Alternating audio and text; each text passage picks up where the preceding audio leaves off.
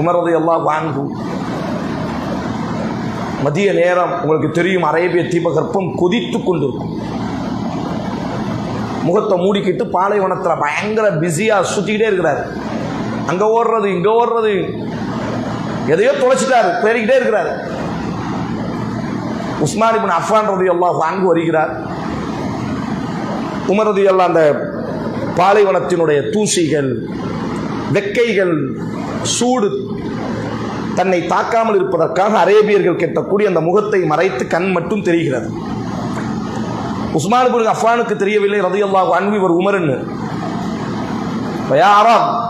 அவர் பார்க்கிறார், இந்த மனுஷன் அப்படியே ஓடுறான், சாடுறார், பயங்கர வெயிலினுடைய நேரம். அப்போ உஸ்மான் ரலியல்லாஹு அன்ஹு, யாரா, ஓ அரபிங்க, வா, யார் நீ யார், என்ன இந்த இடத்துல? காரணம், வெயில் நேரத்தில் அரபுகள் வெளியவே வரமாட்டாங்க. என்ன தொலைச்சிட்ட, என்ன தேடிட்டு இருக்கிற? உடனடியாக உமர் ரலியல்லாஹு அன்ஹு தன் முகத்திரையை நீக்கிறாங்க. ஹலீஃபா அமீருல் முஃமினீன், என்ன காரணம், இந்த வெயில் நேரத்தில் என்ன தொலைச்சிட்டீங்க, ஏன் இப்படி பதற்றமா சுத்திட்டு இருக்கிறீங்க? உமர் அவர்கள் ரொம்ப யதார்த்தமாக சொன்னார், பைத்துல் மாலுக்கான 2 ஒட்டகைகள் காணாமல் போய்விட்டது, அதை தேடிக்கொண்டிருக்கிறேன். யார் அவர்?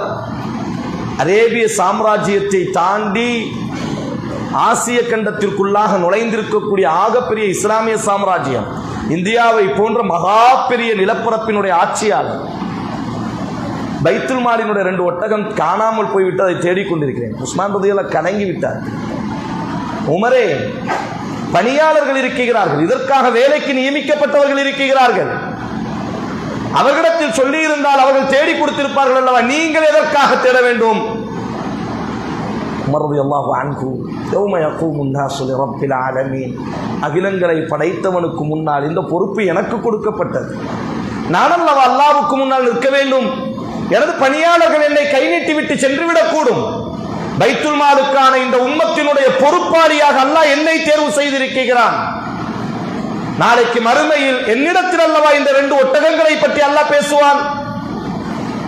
காரணம் என் அன்பு சகோதரர், அல்லாஹ்வின் தூதர் ஸல்லல்லாஹு அலைஹி வஸல்லம் குர்ஆனினுடைய 3/2 பகுதிகள் மரணத்தை பற்றி, மறுமையை பற்றி, மஹ்ஷரை பற்றி, விசாரணையை பற்றி, சொர்க்கத்தை பற்றி, நரகத்தை பற்றி, மொத்தமாக மரணத்திற்கு பிறகுள்ள வாழ்க்கையை பற்றி மார்க்கம் பேசுவதற்கான காரணம், ஒரு சமுதாயம் இந்த சிந்தனையில் உருவாக்கப்பட வேண்டும்.